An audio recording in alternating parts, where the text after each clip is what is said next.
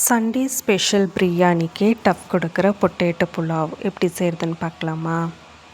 2 table spoon எண்ணெய், 1 teaspoon நெய், அது கூட நறுக்கி வச்ச பெரிய வெங்காயத்தை போட்டு இந்த மாதிரி வணக்கி எடுத்துக்கணும்.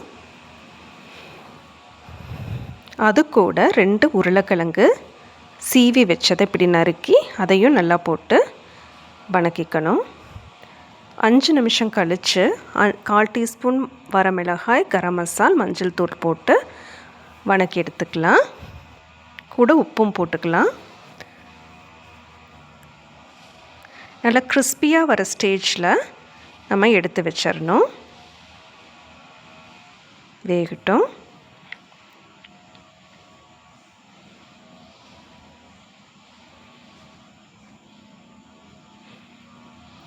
இப்போ 2 டேபிள் ஸ்பூன் எண்ணெய் கூட நெய் கொஞ்சம் சேர்த்து 2 பிரியாணி தலை, 3 துண்டு பட்டை, 3 ஏலக்காய், 3 கிராம்பு, 1 ஸ்டார் அனைஸ், 10 மிளகு,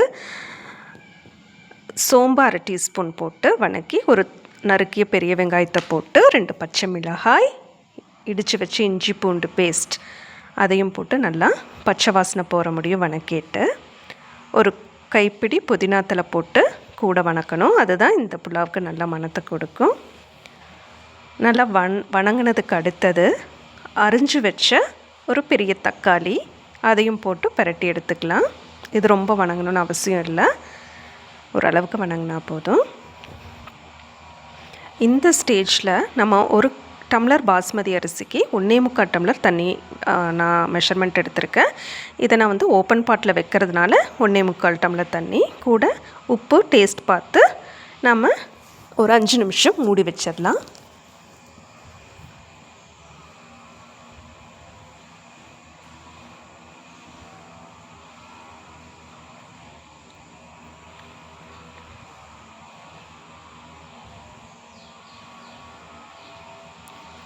இது வேகும் போது மீடியம் ஃப்ளேமில் இருக்கான்னு நீங்கள் பார்த்துக்கணும். ஒரு 5 நிமிஷம் மூடி வச்சுட்டு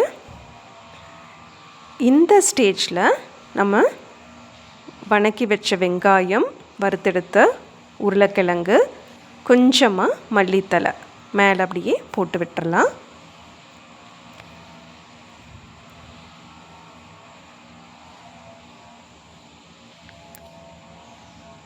இது ஒரு 10 நிமிஷம் மீடியம் ஃப்ளேமில் வச்சு அப்படியே வேகட்டும்.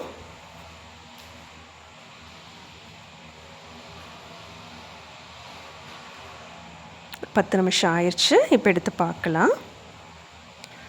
அடி பிடிக்காமல் அரிசி எப்படி அழகாக வெந்திருக்குன்னு பாருங்கள். இதை நல்லா எல்லா பக்கம் எடுத்து விட்டு மறுபடியும் ஒரு 5 நிமிஷம் மூடி வச்சிடலாம். இப்போ ஃப்ளேம் ஆஃப் பண்ணிடலாம்.